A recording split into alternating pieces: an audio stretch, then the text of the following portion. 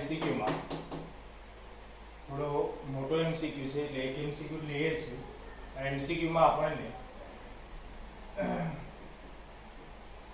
Cu2S એટલે કે cuprous sulphide Cu2S એટલે કે ક્યુપ્રસ સલ્ફાઇડ CuS એટલે કે કોપર સલ્ફાઇડ Cu2S માં આપણને એ ખબર હોવી જોઈએ હવે કે Cu જે +1 છે અને Cu જ્યારે +1 હોય ત્યારે તેનું નામ ક્યુપ્રસ થાય છે અને Cu2S માં કોપર છે Cu છે +2 હોય છે જેને કોપર કહેવાય એટલે આ થઈ જાય ક્યુપ્રસ ઓક્સાઇડ અને આ ક્યુપ્રસ સલ્ફાઇડ અને આ થઈ જાય કોપર સલ્ફાઇડ ઓક્સાઇડ નહીં પણ સલ્ફાઇડ તો આ Cu2S અને CuS એ રીતે હવે શું કહે છે કે Cu2S અને CuS ના 10 ગ્રામ મિશ્રણની પ્રક્રિયા એટલે કે એ બંનેનું મિશ્રણ કેટલા ગ્રામ લીધેલું છે 10 ગ્રામ લેવામાં આવે છે હવે 10 ગ્રામ મિશ્રણની પ્રક્રિયા 150 ml 1 મોલર કેમિનોફોર સાથે પ્રક્રિયા કરી Cu+2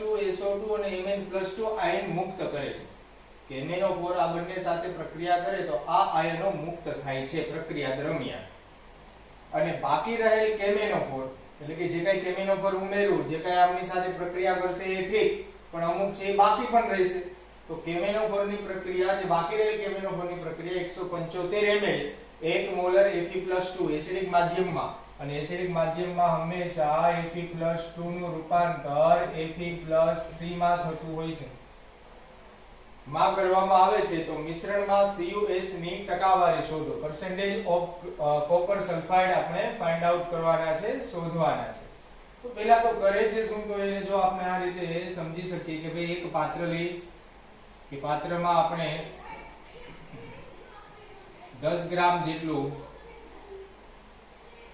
ક્યુપ્રસ સલ્ફાઇડ અને કોપર સલ્ફાઇડ નું દ્રાવણ લીધેલું છે એટલે કે મિશ્રણ લીધેલું છે પછી તેમાં 150 ml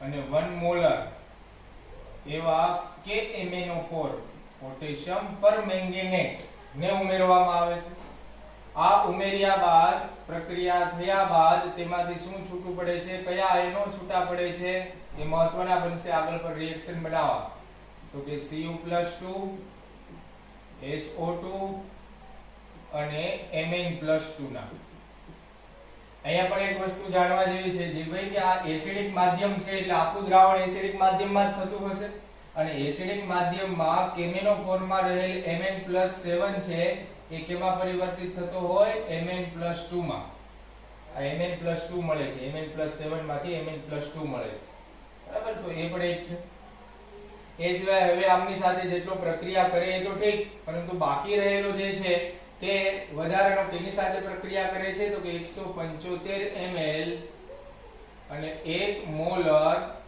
Fe+2 સાથે જોજી આમની સાથે પ્રક્રિયા કરે છે તો હવે આપણને કહે છે કે આ દ્રાવણમાં Cu2S ની ટકાવારી કેટલી હશે હવે ટકાવારી શોધવા માટે ટોટલ તો કેટલું કદ છે તો કે 10 ગ્રામ તો તેમાંથી Cu2S કેટલા ગ્રામ હશે એ પ્રમાણે તેની ટકાવારી મળી છે એટલે કે Cu2S નું આપણે વજન શોધવાનું છે તો Cu2S નું વજન શોધ્યા પહેલા આપણે એ સમજી લઈએ કે આમાં KMnO4 છે એ વપરાણો કેટલો છે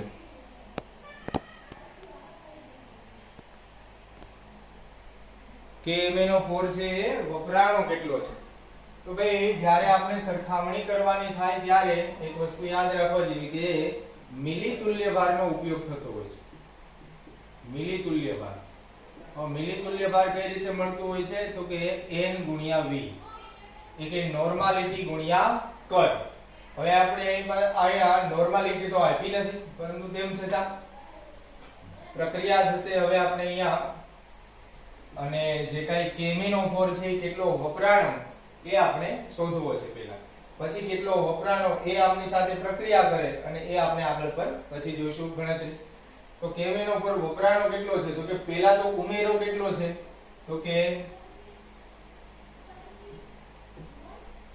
ઉમેરેલ કેમિનોફોર ના મિલિતુલ્ય ભાર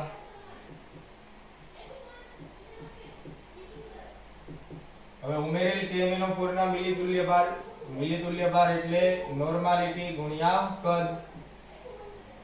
નોર્માલિટી ગુણ્યા કદ થાય તો તેમની નોર્માલિટી કેટલી છે જી ભાઈ? તો કે નોર્માલિટી તો નથી પરંતુ 1 મોલર છે અને આપણને એ ખબર હોય કે મોલારિટી બરાબર n ઇલેક્ટ્રોન નો ફેરફાર, અથવા તો અહીંયા એસિડ ની બેઝિકતા અથવા બેઝ હોય તો એની એસિડિકતા અલગ અલગ, અથવા તો સંયોજકતા, એ બધી વસ્તુ રાખીએ છીએ. અહીં KMnO4 છે Mn+7 માંથી કેમાં રૂપાંતરિત થાય છે? Mn+2 માં. તો કેટલા ઇલેક્ટ્રોનનો ફેરફાર આવશે? 5 નો. અહીંયા આપણે નોર્માલિટી ની જરૂર છે તો ઇલેક્ટ્રોનનો ફેરફાર એ મોલારિટી સાથે ગુણાકારમાં આવી જાય. મોલારિટી કેટલી છે? 1.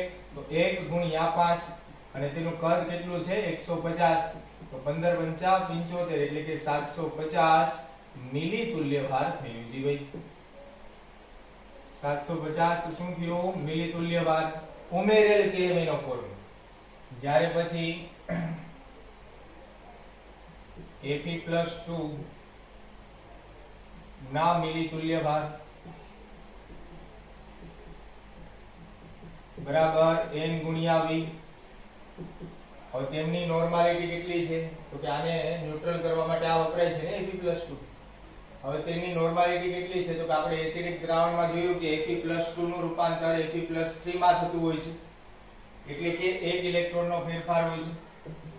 તો એ 1 ઇલેક્ટ્રોનનો ફેરફાર મોલારિટી સાથે ગુણાય તો નોર્માલિટી મળી જાય. એટલે કે અહીંયા 1 મોલારિટી ગુણ્યા ઇલેક્ટ્રોનનો ફેરફાર 1 અને તેનું કદ છે 175. તો એ શું થઈ ગયું? 175 મિલી તુલ્ય ભાર.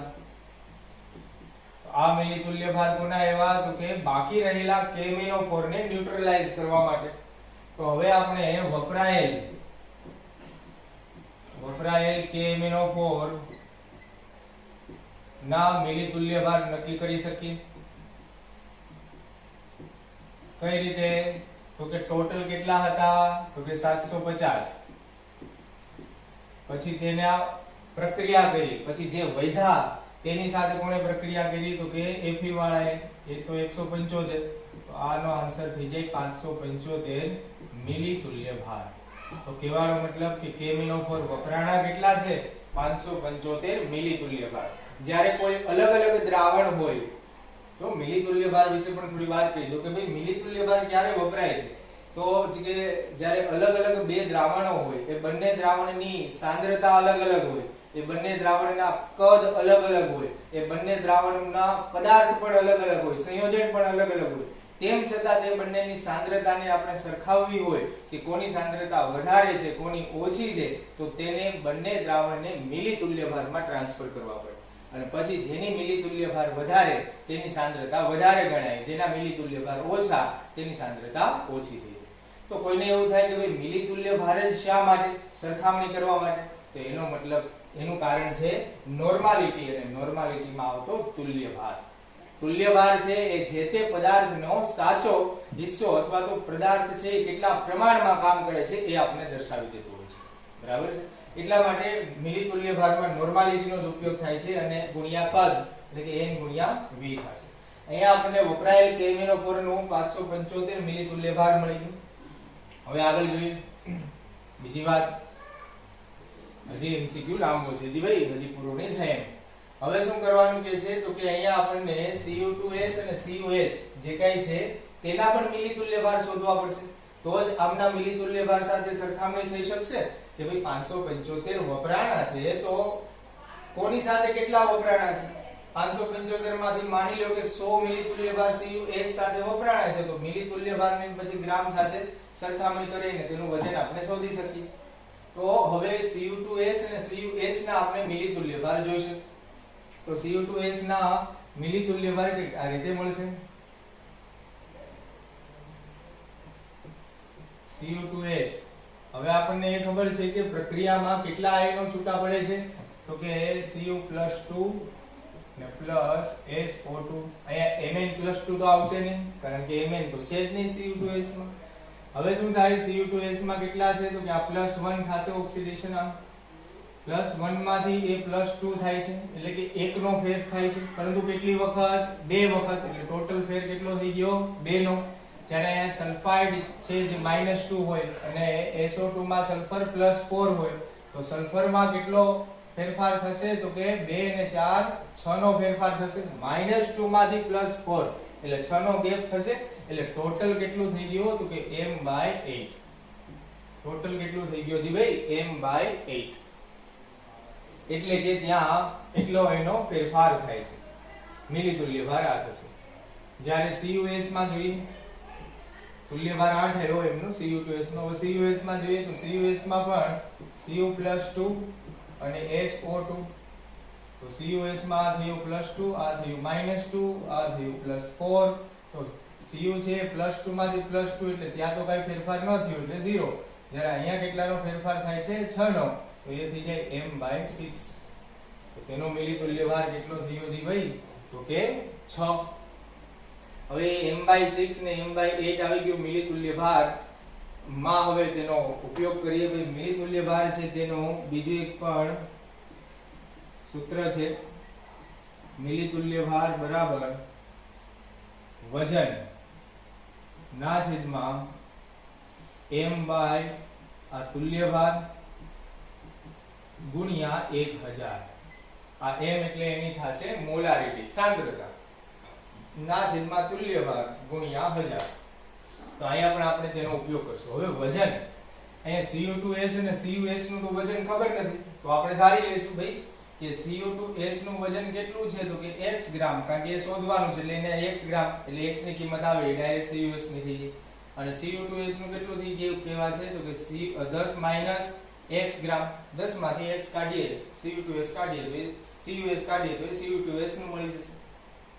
તે x ગ્રામ છે. હવે મિલિતુલ્ય ભાર બંનેના શોધી લઈએ તો કે Cu2S ના મિલિતુલ્ય ભાર પ્લસ Cus ના મિલિતુલ્ય ભાર is equal to Kmn/4 ના મિલિતુલ્ય ભાર.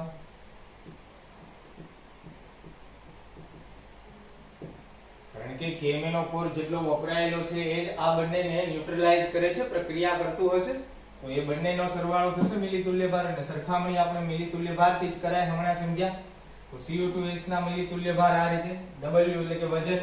Cu2S નું વજન કેટલું છે તો કે 10 ની -x તો આ 10 ની -x ગુણ્યા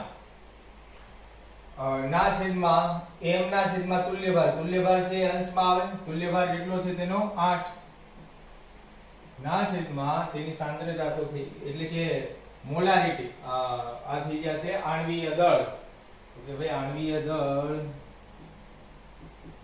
Cu2S નો આણ્વીય દળ કેટલો થાય તો કે Cu2S નો કોપર નો હોય 63.5 તો 63.5 63.5 અને સલ્ફર નો થઈ જાય 32.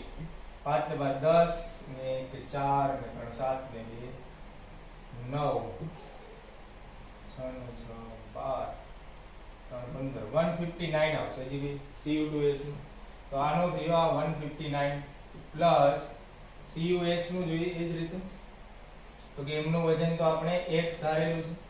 પછી તેનું તુલ્ય ભાર કેટલો આવ્યો તો કે 6 ના છેદમાં તેમનું કેટલું થશે તો કે 63.5 ને 32 Cus માં કોપર અને સલ્ફર 0.5 325 69 95.5 95.5 અને આનો થઈ ગયું છે આ 575 મિલિતુલ્ય ભાર.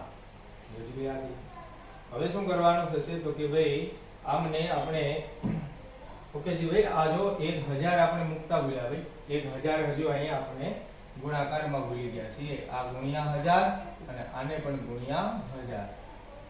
હવે શું થશે તો કે આ 8 છે આમની સાથે ગુણાવું તો એ 80 થશે. -8 છે આમની સાથે ગુણાવું તો 8x થશે અને ગુણ્યા 1000 તો છે જ છે હજી ના છેદમાં 159 પ્લસ આ થઈ ગયું 6x 95.5 into 1000 equal to 575. હવે આમનું તમે કેલ્ક્યુલેશન કરો એટલે કેલ્ક્યુલેશન કરતા તમને આન્સર મળે એ હું તમને ડાયરેક્ટ અહીંયા લખી દઉં છું કે ભાઈ એમાં મગજમારીમાં નથી ઉતરતા. હવે એમના બધાનું કેલ્ક્યુલેશન કરો એટલે ત્યાં x ની કિંમત છે એ આખરે મળી જતી હોય છે 5.75 ગ્રામ. x ની કિંમત કેટલી મળી જતી હોય છે 5.75 ગ્રામ. x ની કિંમત શોધવી સહેલી છે, થોડીક માથાકૂટ થશે, બાકી સહેલું છે ભાઈ. આ 1000 ને આમની સાથે ગુણી દેવાનો, આ 1000 ને પણ આમની સાથે ગુણી દેવાનો, પછી ભાગાકાર કરી દેવાનો, તો 5.75 ગ્રામ x ની આવે છે. પરંતુ અહીંયા આપણને વજન નથી શોધવાનું કીધી, ટકાવારી શોધવાની કીધી છે. તો ટકાવારી પણ મળી છે. ટકાવારી છે અહીંયાથી અહીંયા આવે છે ભાઈ. હવે ટકાવારી મળી જશે કે ભાઈ 10 ગ્રામ છે, 10 ગ્રામ હોય મિશ્રણ ત્યારે તે 100% થાય, તો એમાં 5.75 ગ્રામ હિસ્સો હોય તો એ કેટલો ટકો થાય? તો કે ભાઈ 5.75 ગુણ્યા 100 ને ભાગ્યા 10. આ તો કેન્સલ થયું એટલે કે 57% ની આજુબાજુ આવે. કેટલું આવશે? 57%. અહીંયા આપણે અલગ અલગ ઓપ્શન આપેલા હોય, 57 હોય, 60 હોય, અમુક 15 હોય, આ એમાંથી આપણો તો આન્સર કયો આવશે ભાઈ? 57, એટલે કે 57%. એ 57% આન્સર આવશે. ઓકે જી, 57.5 એટલે એપ્રોક્સી 58. તો આ રીતે થઈ. કર્યું શું આપણે? થોડુંક આમાં બહુ બધા નોલેજ નહીં, કહેવાનો મતલબ અત્યાર સુધીના જે કાંઈ MCQ કર્યા એમાંથી સૌથી ટફેસ્ટ, સૌથી વધારે અઘરો અને થોડોક અટપટો એવો, જેમાં બહુ બધા કન્સેપ્ટ જો આપણને ખબર હોય ત્યારે જઈને આપણે પાર ઉતરી શકીએ, ત્યારે જઈને આપણે એ કામ કરી શકીએ. બાકી આની કોઈ બીજી શોર્ટકટ મેથડ કોઈ છે નહીં. આ શોર્ટકટમાં શોર્ટકટ છે મિલિતુલ્ય ભારના આધારે નક્કી કરવાનું. તો પહેલા તો આમાં મિશ્રણ આપેલું છે 10 ગ્રામ જેટલું. એ 10 ગ્રામ જેટલા મિશ્રણમાં CO2S નું આપણને વજન શોધવાનું કીધું છે ને, એના આધારે એમની ટકાવારી શોધવાની કીધી છે.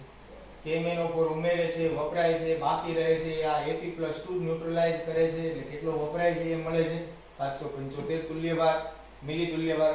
પછી Cu2S અને CuS નું મિલિતુલ્યભાર મળશે. આ છે એ સૂત્ર થઈ ગયા છે આપણને.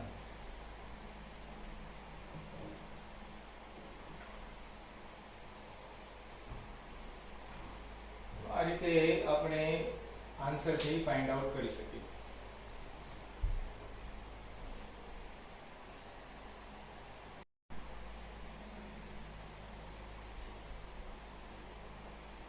અહીંયા MCQ માં NaOH સોડિયમ હાઇડ્રોક્સાઇડ અને Na2CO3 સોડિયમ કાર્બોનેટ ના 25 ml દ્રાવણ, એ બંનેનું મિશ્રણ છે 25 ml. 25 ml દ્રાવણનું અનુમાપન એટલે કે ટાઇટ્રેશન n/10 HCl એટલે કે n/10 જેટલી જે સાંદ્રતા ધરાવે છે એના HCl સાથે ફિનોલ્ફથેલિન ની હાજરીમાં કરતા 20 ml HCl વપરાય છે. ફિનોલ્ફથેલિન એ સાઇડ રિએજન્ટ છે, ઇન્ડિકેટર છે. ખરા અર્થમાં તેને ઇન્ડિકેટર કહેવાય કે જે ઇન્ડિકેટ કરતો હોય કે પ્રક્રિયા થઈ ગઈ. તો એને આપણે પ્રક્રિયા તમને સમજાવવાનો પ્રયત્ન કરું. આ છે એ બેસિકલી પ્રેક્ટિકલ ટાઈપ ક્વેશ્ચન છે. પ્રેક્ટિકલ નો છે. જો પ્રેક્ટિકલ આપણે થોડો કર્યો હોય તો આપણે થોડો વધારે આઈડિયા આવે, અને કદાચ ન કર્યો હોય તો પણ કઈ વાંધો નહીં, તો પણ અહીંયા આઈડિયા આવી જશે. You will get idea 100%. હવે અહીંયા એક પાત્ર છે, એ પાત્રમાં આપણે શું ભરેલું છે તો કે ભાઈ 25 ml NaOH અને Na2CO3 નું દ્રાવણ ભરેલું છે. હવે તેમાં આપણે ટાઇટ્રેશન કરવાનું થાય છે, એટલે કે આપણે તેમાં આ બ્યુરેટ છે જીવી, અને એના અંકિત કરેલા આંકડાઓ હોય. હવે એમાં શું ભરી દેવામાં આવે છે તો કે તેમાં n/10 જેટલી સાંદ્રતા ધરાવતો HCl ભરવામાં આવે છે. હવે પહેલી વખતે શું થાય છે તો કે 25 ml જેટલું જે દ્રાવણ છે ને તેમાં 2 થી 3 ડ્રોપ્સ અથવા 1 થી 2 ટીપા ફિનોલ્ફથેલિન ભરવામાં આવે છે. ફિનોલ્ફથેલિન નાખવામાં આવે છે. ફિનોલ્ફથેલિન નાખવામાં આવે છે. હવે ફિનોલ્ફથેલિન જેવું નાખવામાં આવે છે ની હાજરીમાં પ્રક્રિયા કરતા 20 ml, ત્યારે આ જે કેટલા ml વપરાતું હોય છે તો કે 20 ml જેટલો HCl વપરાતો હોય છે. કહેવાનો મતલબ કે ફિનોલ્ફથેલિન 25 ml માં નાખો, પછી આનો આપણે વાલ ખોલી એટલે ડ્રોપ વાઇઝ ટીપે ટીપે છે એ દ્રાવણમાં ભળતું જતું હોય. આ દ્રાવણને થોડુંક આપણે હલાવતા જઈએ પછી 20 ml નો જે છેલ્લું ટીપું આવે 20 ml નું જે ટીપું થશે ત્યારે આ ફિનોપ્થેલિન છે રંગ ચેન્જ થાય, કલર ચેન્જ થતો હોય અને કલર ચેન્જ દર્શાવે છે કે બંને વચ્ચે ન્યુટ્રલાઇઝેશન થઈ ગયું, બંને વચ્ચે તટસ્થીકરણ થઈ ગયું, એટલે કે 20 ml ઉમેરતા તટસ્થીકરણ થાય છે. આગળ હવે શું કહે છે, હવે આ જ દ્રાવણનું અનુમાપન એટલે કે 25 ml જ આ બંનેનું મિશ્રણ n/10 HCl એટલે કે એનું એ જ છે બ્યુરેટમાં ભરેલું સાથે મિથાઇલ ઓરેન્જ સાથે પ્રક્રિયા કરતા. કોની સાથે હવે પ્રક્રિયા કરવાનો, અહીંયા આપણે મિથાઇલ ઓરેન્જ સાથે, એટલે કે મિથાઇલ ઓરેન્જ સાથે એટલે કે અહીંયા ઇન્ડિકેટર ચેન્જ થઈ. મિથાઇલ ઓરેન્જ સાથે પ્રક્રિયા કરતા 25 ml જેટલો HCl વપરાય છે. તો કહેવાનો મતલબ કે જે આ 1 થી 2 ટીપા ફિનોપ્થેલિન ના બદલે મિથાઇલ ઓરેન્જ ના 1 થી 2 ટીપા નાખ્યા તો એનું એ જ એના એ કદ ધરાવતું દ્રાવણ, એનું એ જ HCl એટલું જ સાંદ્રતા ધરાવતું દ્રાવણ, તેમ છતાં 20 ના બદલે 25 ml કેમ થઈ ગયું? એટલે કે 5 ml નો વધારો શું થયો? તો એ 5 ml નો વધારો શું થયો એ સમજીએ, કારણ કે ફિનોપ્થેલિન અને મિથાઇલ ઓરેન્જ આ બંને સાથે અલગ અલગ પ્રક્રિયા આપતું હોય છે જે આપણને ખબર હોવી જોઈએ. ચાલો જોઈએ પ્રક્રિયા શું થાય છે. તો કે જ્યારે દ્રાવણમાં HCl ઉમેરાતું હોય ત્યારે પ્રક્રિયા કંઈક આ રીતની થતી હોય છે કે NaOH plus HCl we will get NaCl plus OH અને H H2O reaction balance sodium carbonate. તો કે જે ભાઈ સોડિયમ કાર્બોનેટ છે એ આમની જેમ સીધી પ્રક્રિયા નહીં આપે, એ બે સ્ટેપમાં પ્રક્રિયા થશે. એ કેટલા સ્ટેપમાં પ્રક્રિયા થશે? બે સ્ટેપમાં થશે. એટલે કે પહેલા તો મળશે NaCl, પછી પહેલા તો હાઇડ્રોજન પ્રક્રિયા કરે, સોડિયમ દૂર થાય એટલે તેમાંથી મળે સોડિયમ હાઇડ્રોજન કાર્બોનેટ પ્લસ અહીંયાથી જે સોડિયમ એક દૂર થયો હોય એ Cl સાથે પ્રક્રિયા કરે એટલે NaCl છૂટું પડે. હવે જે આ સોડિયમ બાયકાર્બોનેટ છે, હાઇડ્રોજન કાર્બોનેટ છે, તે વધારાના બીજા HCl સાથે પ્રક્રિયા કરે ત્યારે જઈને તેમાંથી NaCl પ્લસ CO2 CO3 હોવાથી અને પ્લસ H2O છૂટું પડે છે. હજી ભાઈ આ રીતે પ્રક્રિયા થતી હોય છે. હવે શું થાય છે ખબર કે ફિનોપ્થેલિન છે ને, હવે બરાબરથી સમજજો કે ફિનોપ્થેલિન છે એ ફિનોપ્થેલિન પ્રક્રિયા છે માત્ર કેની સાથે જ આપે છે? તો કે ભાઈ ફિનોપ્થેલિન છે એ માત્ર પ્રક્રિયા બે સાથે જ આપતું હોય છે. આ બે સાથે જ પ્રક્રિયા થતી હોય છે ફિનોપ્થેલિન. એટલે કે ફિનોપ્થેલિન છે સોડિયમ કાર્બોનેટ સાથે એક જ વખત પ્રક્રિયા આપીને સોડિયમ બાયકાર્બોનેટ બનાવે છે. એ સોડિયમ બાયકાર્બોનેટ સાથે ફિનોપ્થેલિન ની પ્રક્રિયા મળતી નથી. ફિનોપ્થેલિનની હાજરીમાં પ્રક્રિયા થતી નથી. તો આ રીતે હોય છે. જ્યારે મિથાઇલ ઓરેન્જમાં શું થતું હોય છે? તો કે મિથાઇલ ઓરેન્જમાં તો ટોટલ પ્રક્રિયા થાય છે. બસ અહીંયા તો ફેર રહી જાય છે. મિથાઇલ ઓરેન્જમાં ટોટલ પ્રક્રિયા થાય છે એટલે કે બંને પ્રક્રિયાઓ થાય છે. NaOH પણ પ્રક્રિયા આપે છે ને Na2CO3 પણ બે સ્ટેપમાં પ્રક્રિયા આપે છે.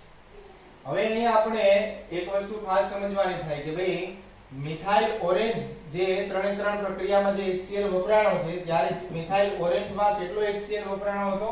25. એટલે કે આખો જે ટોટલ જે HCl છે એ કેટલા ml છે? તો કે 25 ml વપરાણો છે. બરાબર. એમાંથી ફિનોપ્થેલિન નો કેટલો વપરાણો છે? તો કે ફિનોપ્થેલિન નો વપરાણો છે એ આટલો જ, અને એ કેટલા ml વપરાણો છે? 20. એટલે કે આ તો વપરાણો છે માત્ર 20 ml. તો મને કયો જી ભાઈ કે આખો ટોટલ છે એ 25 માંથી 20 આ કાઢી નાખીને આ જે નીચેનો HCl છે એ 5 ml થઈ જાય કે નહીં?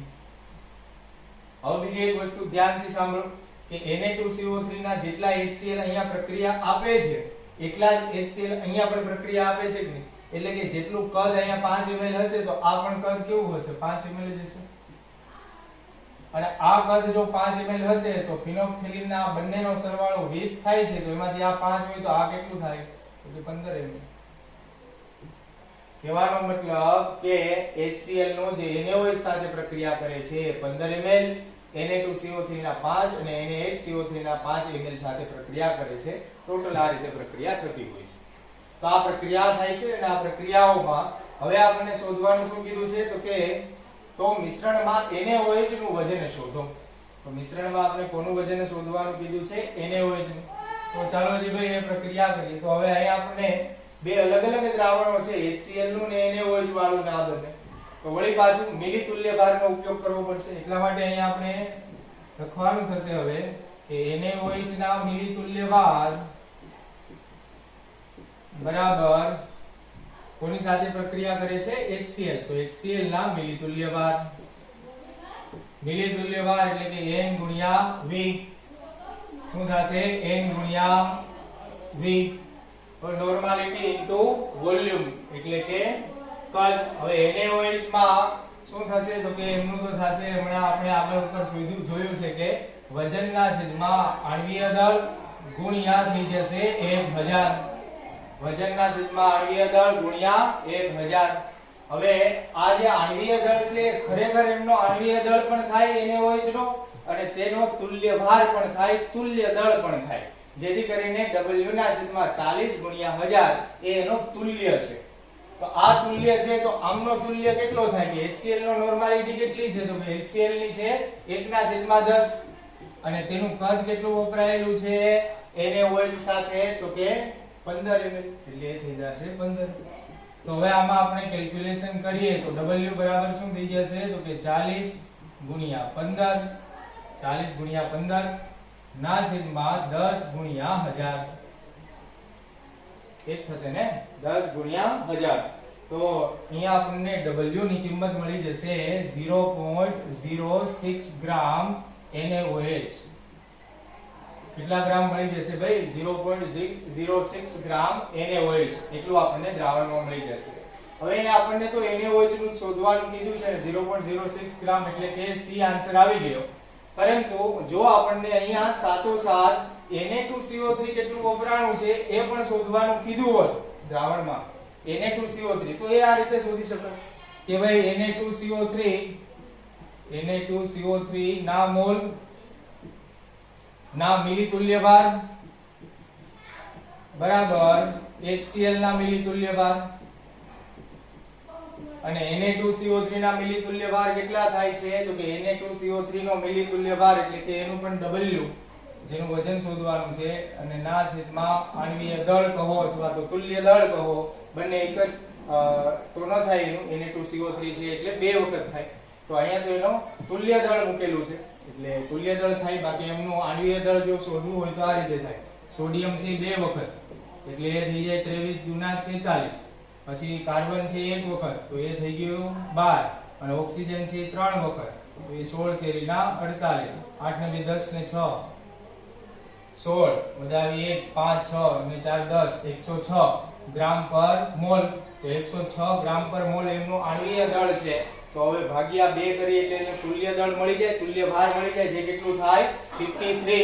તો એ 53 ઇન્ટુ હવે થઈ જશે 1000 કારણ કે કદ તો આપણે 1000 લઈ શકીએ 1 લિટર અને HCl ના મિલી તુલ્ય ભાર કેટલા થઈ જશે તો કે 1/10 ઇન્ટુ 10 કારણ કે એમની નોર્માલિટી તો 1/10 છે અને એ Na2CO3 સાથે ટોટલ કેટલું વપરાય છે HCl 5 અને 5 10 ટોટલ 10 વપરાય છે. યાદ રાખશો અહીંયા ભૂલ ન થાય કે Na2CO3 સાથે તો HCl ખાલી 5 ml જ વપરાય છે ના ભાઈ Na2CO3 સાથે ટોટલ કેટલું વપરાય 10 અને અહીંયા આપણે W ને કરતા બનાવીએ તો થઈ જાય 53 ગુણ્યા 10 ને ભાગ્યા 10 ગુણ્યા 1000 એટલે હવે આનો W ગણીએ આનું કેલ્ક્યુલેશન થાય તો એ થઈ જાય 0.053 ગ્રામ Na2CO3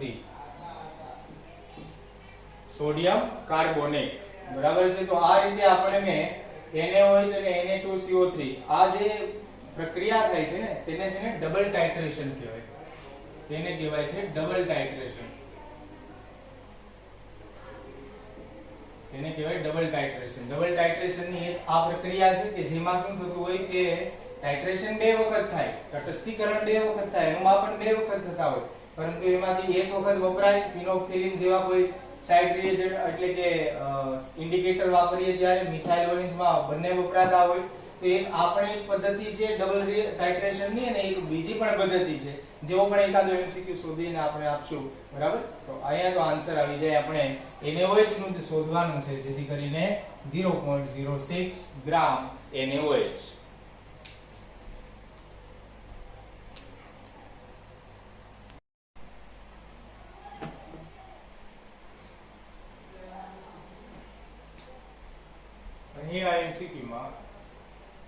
શું આપેલું છે તો કે એક ધાતુનો નાઇટ્રાઇડ આપેલો છે.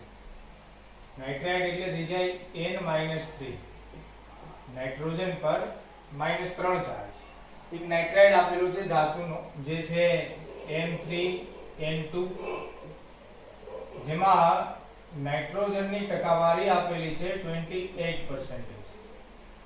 નાઇટ્રોજન 28% ધરાવે છે. તો ધાતુનો આણ્વીય દળ આપણે ફાઇન્ડ આઉટ કરવાનો છે. what is the molecular weight of metal? look here, solution કઈ રીતે થશે કે ભાઈ M2 એ N3 છે, તેમાં નાઇટ્રોજન છે એ ટોટલ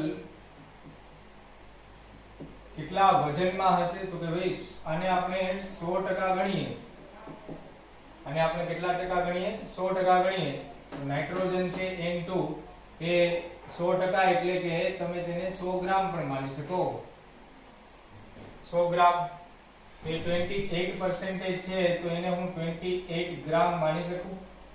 તો ધાતુ છે એ કેટલા ગ્રામ થઈ જશે તો કે 100 માંથી 28 બાદ કરવાના, તો એ થઈ જાય 72 ગ્રામ, એટલે કે 72%, એટલે કે નાઇટ્રોજન 28%. હવે અહીંયા આપણને ધાતુનો આણ્વીય દળ શોધવાનો કીધો છે. હવે ધાતુનો આણ્વીય દળ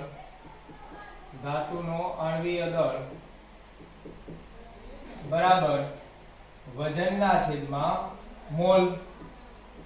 હવે વજન તો કેટલું છે અહીંયા તો કે 72 ગ્રામ, 72 ગ્રામ, અને તેના મોલ કેટલા છે M3N2 માં તો કે 3 મોલ, એટલે કે 3 વખત છે. તો 72 ને ભાગ્યા 3 તો એ તો કેટલા આવી જાય જી ભાઈ તો કે 24 ગ્રામ પર મોલ. કેટલા આવી જશે ભાઈ આ 24 ગ્રામ પર મોલ નાઇટ્રોજન ના. આ રીતે તો થોડો સહેલો એવો.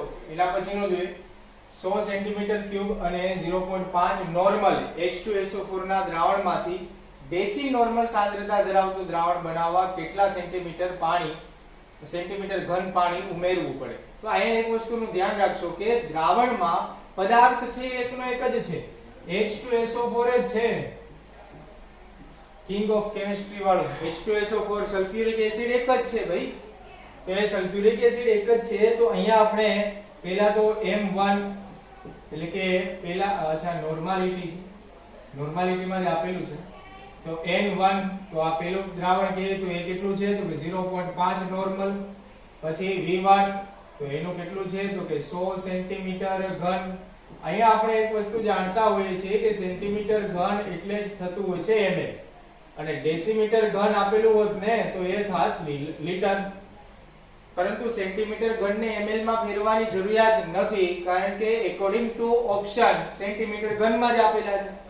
તો હવે અહીંયા આપણે N2 આપણે કેટલું દ્રાવણ બનાવવાનું કીધું છે ડેસી નોર્મલ, એટલે કે 1/10 નોર્મલ. 1/10 નોર્મલ એટલે ઇટ મીન્સ 0.1 નોર્મલ પણ કહી શકીએ.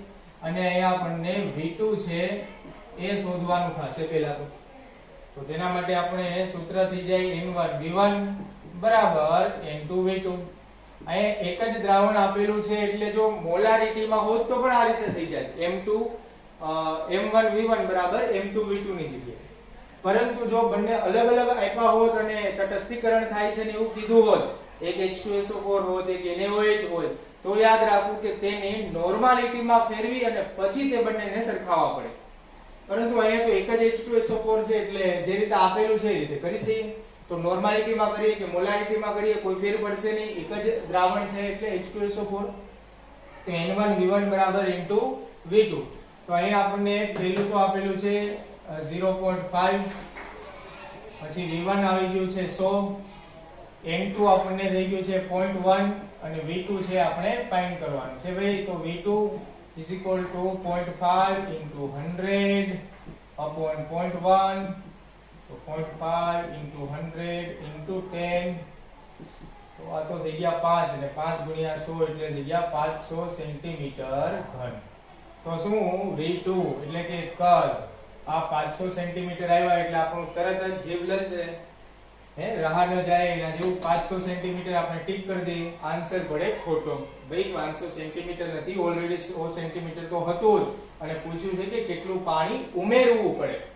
તો V2 જે એ તો છે જ આપણી પાસે 500 સેન્ટીમીટર ક્યુબ, પરંતુ આપણે કેટલું પાણી ઉમેર્યું તો તેનામાંથી V1 છે બાદ કરવું પડશે. એટલે કે V2 V1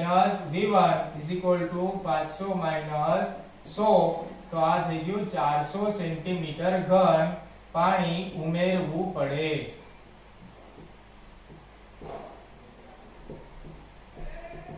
પાણી ઉમેરવું પડે 400 સેન્ટીમીટર ઘન, એટલે આન્સર થઈ જાય એ ઓપ્શન 400 સેન્ટીમીટર ઘન. તો આ રીતે ઘણા એમસીક્યુ બહુ સહેલા એવા હોય છે, પરંતુ આપણે લલચાવી દેતા હોય છે કે 500 સેન્ટીમીટર આન્સર આવ્યો તો સીધું જ આપણે 500 સેન્ટીમીટર ટીક કરી દઈએ, પણ થોડી નિરાદ રાખી, થોડું વિચાર. તો અહીંયા આન્સર આવશે 400 સેન્ટીમીટર ઘન.